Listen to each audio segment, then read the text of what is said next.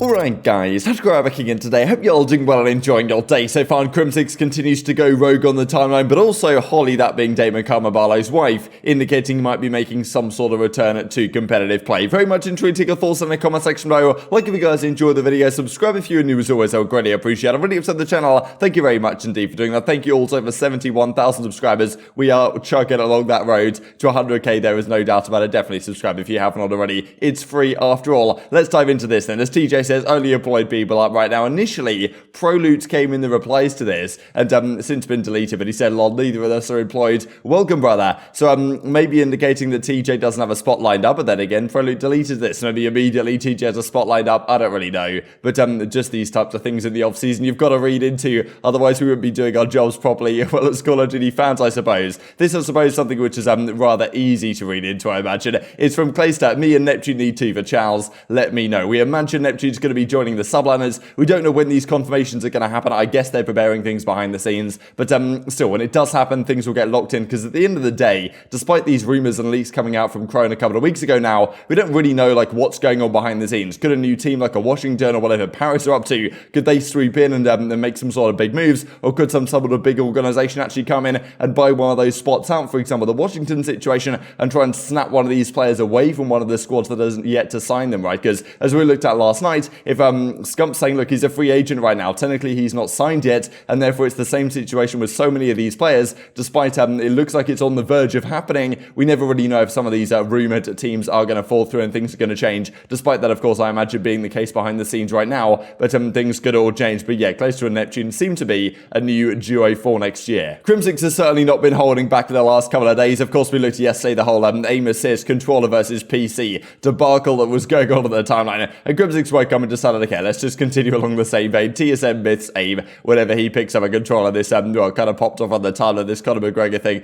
Thought it was pretty entertaining, but that of course is not where Crimsix stops on the day. We'll dive into here in the coming minutes. This though, I finally scroll up from HaLLey, this of course being Damon Carmabarlo's wife. I mean, a legendary Call of Duty player, one of the greatest of all time. If some of you guys are newer to the scene, the only ever 3-time world champion to do it all on LAN. And well, as HaLLey says right here, she's been saying things like this for quite a while now. To be honest, I can't wait for Damon to compete next season. She was telling you, she was talking about it really a lot last year when during Cold War, that he actually had he had opportunities, right? At least I'm pretty sure Karma went out and said it, or like other people went out and said it, that he had opportunities from New York last season. They wanted him to come back and compete. And to be fair, those early online tournaments that were being played right at the start of Cold War, he was one of the best players in those tourneys, with the sniper rifle, with all the other weapons in hand. And it's kind of been a similar thing in the beta so far here in Vanguard. Like, I'm just such a talented player across like every single thing he picks up. Now HaLLey wants him to come back and compete. Whether Karma wants to do that, apparently he had offers last season to come back and return to competitive play,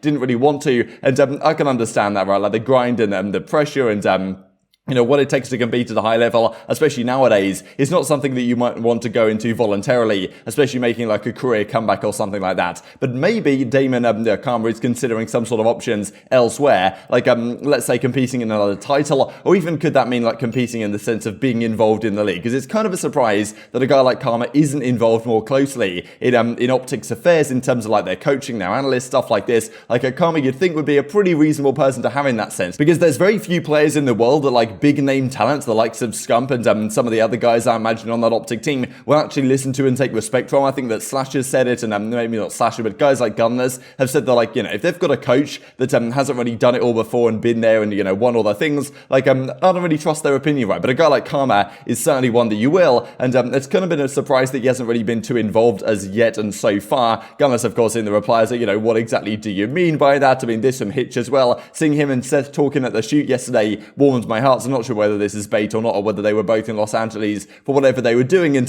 maybe Karma's joining OpTic Dallas. Kind of doubt that's going to be the case as a player, but who really knows? As Parasite says, run it back at Karma, right? Because Parasite right now, also a world champion from 2013 alongside Karma on that Farika Impact squad back in the Black Ops 2 days, and maybe suggesting, yeah, let's just run it back and play challenges together or something, which I'm sure would be incredibly entertaining, but I'm not sure Karma necessarily wants to do. Another possibility, as Shotzzy's kind of hinting at right here, because HaLLey FeLo is just around the corner here. And Shotzzy's like, I mean, look, tomorrow we meet again. Like, is it possible that Shotzzy, I mean, I'm sure like he's going to stay in Call of Duty, but Shotzzy is the 2018 Halo World Champion. He certainly loves that game. So yeah, maybe he even considers a return at some point. We have talked about it, but maybe Karma's in a similar boat, right? Could he go pro in Halo, right? It's not out of the realms of possibility that he could make that happen, but certainly some big question marks right now. Definitely intrigued to your thoughts in the comment section on what you think is going to happen. So let's dive into Crimsix going rogue once again on the timeline. So as he says, hey, heard about what you said about ATS, that being auto-tactwint on that podcast at easyMag. That's the analyst for Atlanta FaZe. While I respect your opinion, mine still stands. Then kind of doubles down on his take that we looked at just a couple of days ago.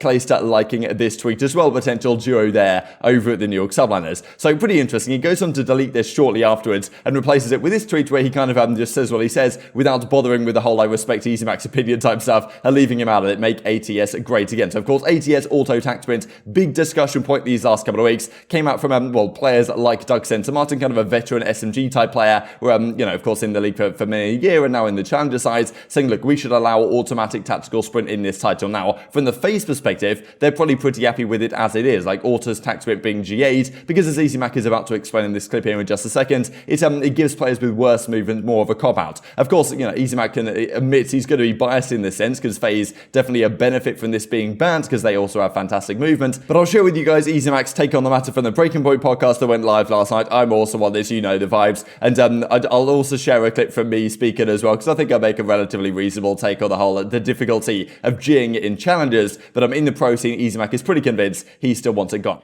Yeah, so I'm a little bit biased. I don't want it in the game. I think it's something that gives bad players an ability to hit harder movement that they wouldn't be able to before, right? I think that's why you see a lot of like the older players saying, yes, we want this, because I mean, one, they're practicing like 8-10 hours a day, like their thumbs do. I understand that, but you're also giving it's a macro. You're basically giving a macro to players, and it's almost like a cheat code. It's like I don't know. I'm very biased, so I try not to like bash it too hard, but I personally don't think it should be in the game. But I do think like challengers and like everyone else should use it. Just because like I do understand that. First off, I don't think challengers and pros need to have the same exact rule set. I think there can be some leeway there. But wrap this up. I think ATS should not be used in the pro circuit, but I think in the challenger scene you should be able to use it, if that makes sense. It's also one of those things where all the discussion was in Modern Warfare when things went online. It was like, well, how do we even police this, right?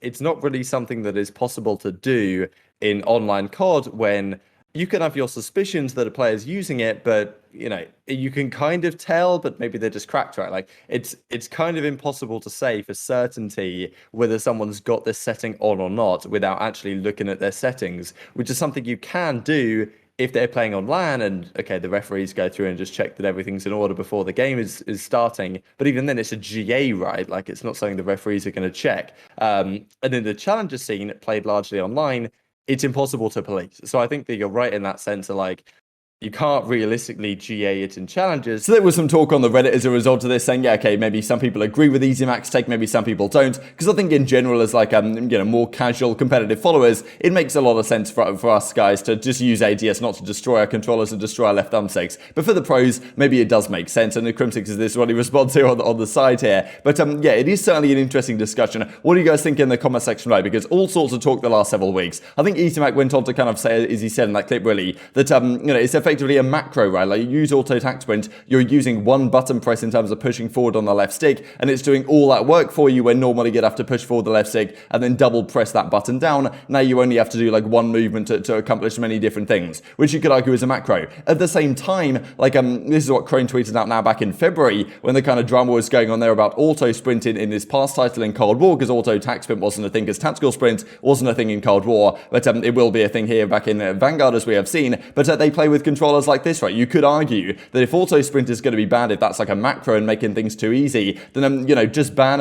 scuff controllers, right? Ban Battle Beaver controllers, because you know, using those paddles on the back is effectively doing the same thing. It's allowing you to do something with the controller easier than you would be able to do it otherwise. Maybe if you got rid of scuffs, got rid of Battle Beavers, then that would really separate the skill gap, right? Because then you'd have to use all the other buttons and make things work, which you could add an additional skill gap. So there's an argument both sides of things. But personally, I think for more casual competitive players and also for challengers, it makes a lot of sense to keep it allowed. But for the pros, I can kind of see why they are so split on this issue right now. But Crimsix and Priestahh clearly this year is coming with the fire, and he's saying, yeah, okay, we're straight up running auto attack sprints. Crimsix is basically saying, yeah, I'm going to use it unless all the players get the shot or whatever, so we can 100% certainly do the LAN League. But yeah, lots of drama, I'm sure, to continue on this in the coming days. Another question really here from Parasite. There's a setting in custom games, as he describes, to disable tactical sprints completely. Would it be possible that you know, tac sprint just gets straight up disabled? I don't think that would actually happen, but you know, still, Parasite saying it's a possibility. It can be done in custom games in terms of the settings, and therefore auto tac sprint isn't even a thing of discussion. The problem is, though, even if tac sprint got removed, then it's still auto sprint, as it was in Cold War, is then a discussion point already, so it doesn't really solve our issues. I just wanted to finish off with this. I thought was kind of funny, because Mutex, you know, we haven't talked about Mutex on the channel for a while. I remember back in like November 2019 or whatever it was, when he was going to join Envy or Dallas Empire, and then it kind of fell through and all the drama kicked off at the time. He's obviously been killing it streaming Warzone lately, but when this whole like aim assist versus, you know, controller versus keyboard mouse thing was going on, he tweeted this out: anyone complaining about aim assist, invite me to a 1v1 speedball on Modern Warfare. I'll play you without aim assist and guarantee I'll absolutely straight up destroy you. And he comes out and says, you know, after this it was kind of just banter, but you know, TG definition, when he came at him and said, okay, yeah, actually I will challenge you, then all of a sudden well, he didn't exactly seem too keen. But very much intriguing your thoughts on all this stuff in the comment section below. Hope you guys enjoyed the video. If you did enjoy it, I'd greatly appreciate a like on the video. Really upset that you're not going to know you enjoyed this content. Other people like you may enjoy this content as well, and I'm growing the competitive Call of Duty community. Thank you much as always, take care, and I will see you next time.